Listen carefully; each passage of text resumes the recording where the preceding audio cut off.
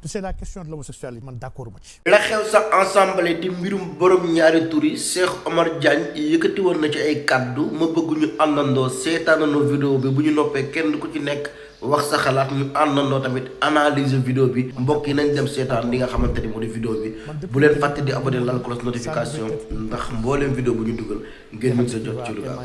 des députés dama gëmoon tamit ni il va falloir mettre en place des comités ñu toog waxtaan ci qu'est-ce qu'on doit faire et comment le faire ndax question la bi nga xam ne ñu ngi ciy dem ak passion. ñu néew ñoo toog jël temps xalaat ci. dëgg la sëñ Mohamed même ci wàllu médecine. un médecin amul droit fekk ku am cancer ku am tension ku am palu mu jël ñëpp jox leen benn garab ne mooy li faj. on peut avoir un seul remède. sur un phénomène bi nga xam ne qui est multiforme. Tout à fait. La question de l'homosexualité dafa manquer une approche scientifique chez nous. On l'aborde pas scientifiquement. Ni l'approche dogmatiquement, ni l'approche sur un point de vue activisme, mais rare ñooy jël une approche vraiment scientifique de la question. On est toujours à la recherche du buzz sensationnel. Oui et non. Nous sommes dans un monde binaire. Soit on est oui ou on est non. Kenn xalaatul ni on a des alternatives et il y a des ponts qui peuvent se construire entre les deux pôles. Lu tax ma ne la question est très complexe et loolu dama ciy nuyu kenn ki nga xam ne muy Sakho Ibrahima Sakho il a fait un travail extraordinaire sur la question laaj intellectuel yi la mooy seen taxawaay parce que jàpp na ni les médecins les psychologues les sociologues les acteurs de développement ñi ñëpp sur la question LGBT dañ ci war a am xalaat bi lañ ci war a laaj. Absolument. Man dama jàpp ni il y a 4 grands groupes dans ce fléau qu'on appelle l'homosexualité et lii def ñuy yóbbuwaat en tout cas ñun ci waa ñuy xentu wàllu tasawuf dañoo gëm ni alxaqaa'iqul arbaa ñoo gëm ni lépp luy xaqiiqa rek 4 la dans ce fléau là daf si am ñenn ñi nga xam ne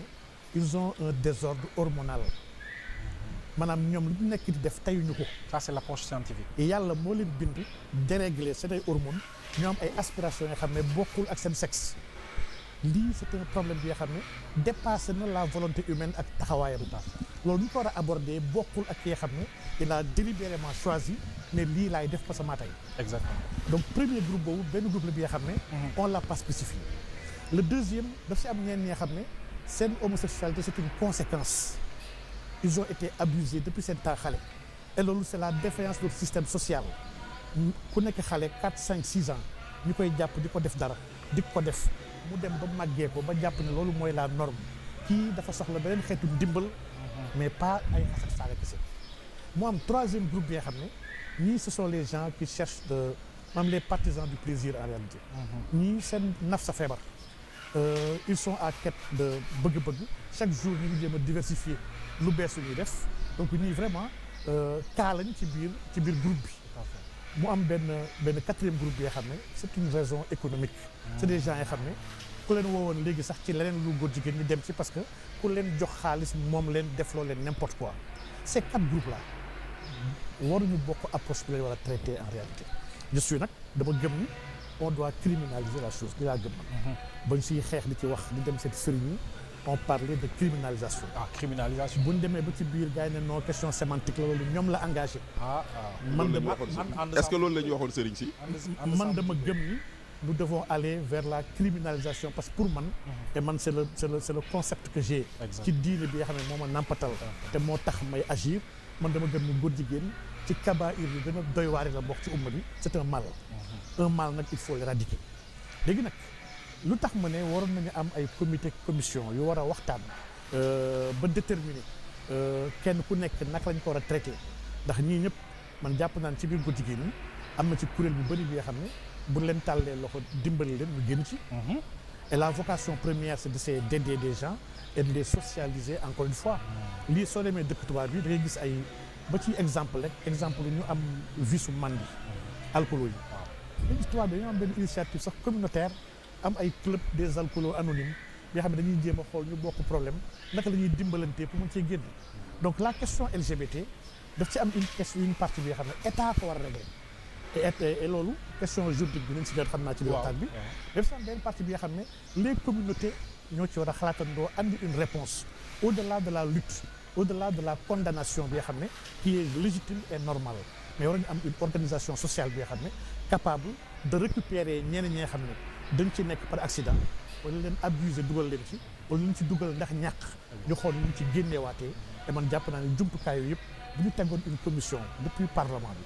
ànd ak ay députés ànd ak organisation société civile ànd ak acteurs politiques yi ànd ak les médecins parce qu'ils ont leur mot à dire sur la question ànd ak ay sociologues waroon mën a tëgg leen li nga xam ne jarta yàqamti en 1 an 2 ans 3 ans ñu boole ko aménagé waale parce que man aujourd'hui je suis préoccupé oui wax na suñu jëlee ay góor jigéen jàpp leen yóbbu leen kaso ba et après sans lijjanti les aménagements techniques idoines mais vraiment accompagnement bi ci war est-ce que nekk ñu sax di commencer yombal leneen ñeen ñi xam ne bu ñu génnee sax dañu bëgg nekkat ay góor jigéen ndax kaso ba cas yu mel noonu dafay am ñun on a fait la prison bien sûr chaque fois da ngay dégg ñeen ñi xam ne jël na leen yóbbu leen cellule ndax dañoo tëddee benn xale boo demee ci néeg yu mag yi dans les grandes prisons ñu may dégg dañoo dem ba dañoo ñaanante directeur yeeg chef de cour yi néeg yooyu kenn du ko fay donc lampe bi dafay tàkk 24 heures sur 24 néeg yu mag yooyu dafay am kenn ki xam ne lu ñuy wax veilleur foog du nelaw guddi day toog kese pour moytu làmbatu yeeg yeneen mbir yu fay am day gis pièce bu ndaw bi nga xam ne plus de 300 personnes ñu ngi ci lépp ci xaj ba néeg bi nga xam ne pour dem wanag pour dem tour ndox rek dafa am liste da ngay inscrire parce que 2 douches moo ci am ñu ne la inscriral da ngay toog wala da ngay taxaw nga ne toog la boobu day nekk prioritaire mu nekk liste bu gudd bi nga xam ne une seule douche moo fa nekk pour 300 personnes donc Mohamed il y a beaucoup de questions yoo xam ne waruñu euphorie ak yàqamti kese yóbbu ñu sur des questions aussi fondamentales qui touchent la société ñu waroon ci ànd ak xel bañ ci ànd ak xol man dama gëm ne régler dafa am solo man ci question bi nag pour revenir à li nga wax waaw man fi ci yonent bi sallallahu alayhi wasallam taxaw foofu laa taxaw man jullit laa yonent bi sallallahu alayhi wasallam mooy sama kilifa su nee dara baax na jàpp naa ni baax na bu nee dara bon na man jàppee naa ko lu bon bu nee xeex leen nangam loolu dama koy xeex man bu dee taxaw leen nangam damay taxaw loolu donc man la question homosexuelle aw ma ci xàjj ak seen dama gëm ni c'est un mal qu'on doit punir waaye nag dans cette punition là il doit y avoir des dimensions éducatives des dimensions de récupération aspect yooyu yëpp gis naa ni on l'a pas pris en compte man nag kon par rapport à cette question je reste sur ma faim jàpp naa ne le premier ministre a communiqué li mu wax même bu dee bokkut ak li ma bëgg man te d'accord maa ci ñoom ci loolu waaye mënu ma koo ñàkk taxaw am ci seetlu jàpp ba tey moo gën neen au moins ñoom ils ont fait un effort par rapport ñi fi nekkoon nga xam ne ba ñuy jàpp cette lutte là ils avaient refusé te duñu sax nangu la loi au niveau du bureau donc pour man c'est une avancée waaye ba tey lii mooy légitimer et justifier les luttes une lutte elle est censée être éternelle en réalité jamono bu nee dañu ko war a réajuster di xool aspiration yi di xool leen bi ñu mën a piocher donc man vraiment jàpp naa ni ñu ñu war a féliciter lañu ci lii ñu war a tamit mettitlu ci li ñu defaree loi bi mu nekk quelque chose bi nga xam ne état la jóge sans bàyyi ci xel ñi nga xam ne ñoo koy xeex depuis des années man jàpp